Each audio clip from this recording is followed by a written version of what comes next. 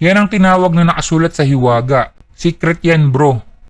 Para alam natin kung saan nanggagaling yan, panoodin natin kung ano yung turo sa kanila. Unahin po muna natin yung pagtuturo o pag-aaral ng salita ng Diyos. Kasi po, inaakala ng iba, ang Biblia, wala na kasulatan, parang karaniwang aklat lang na nabibili kung saan, pagkatapos po, pwede mong basahin, dire-diretso sa sarili mo, maunawaan mo. Ano po ba ang katangian at kaibahan ng Biblia, mga salita ng Diyos na nakasulat sa Biblia? Mabuti liwanagin po muna natin yan. Sa Roma 16:25 po, ito po ang turo ng mga apostol. Pakinggan po ninyo, babasahin ko po.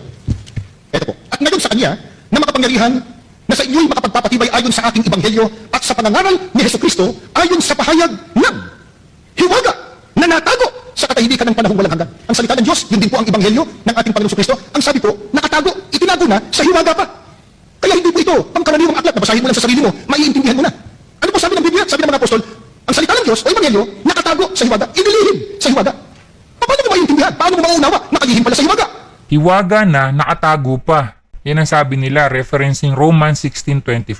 Sa totoo lang, napakadaling sagutin ng talata na yan. Ipapaliwanag ko sa inyo kung ano yung hiwaga na yan in context. Pero bago yan, tingnan muna natin yung paliwanag niya. Biblia rin po sa sagot, Marcos 4:11. Tuloy po natin sa talatang 12. Ganito po ang turo ng ating Panginoong Jesucristo. At sinabi na sa kanila, sa inyo ay ipinagkaloob ang makaalam ng hiwaga ng kaharian ng Diyos. Datapot sa kanilang mga nasa labas ang lahat ng mga bagay ay ginagawa sa pamamagitan ng mga kalinghaga upang kung magsitingin sila'y mga kakita at huwag mamalas at kung mamakinig sila'y mga karinig at huwag mga kaunawa baka sakaling sila'y magbalik loob at patawarin sila. Nakalihim pala sa hiwaga ang salita ng Diyos na nakasulat sa Biblia. Paano po ito mauunawa ng tao? Ang sabi po, ipinagkaloob sa kanila ang makaalam ng hiwaga. Ipinagkakaloob po. Ito na naman yung chapsuy style ng pagpapaliwanag. Yung talata sa Romans 16:25, nasa Mark 4:11-12 daw ang sagot. Just to be clear, totoo naman na maaaring ang sagot sa isang talata ay nasa ibang talata.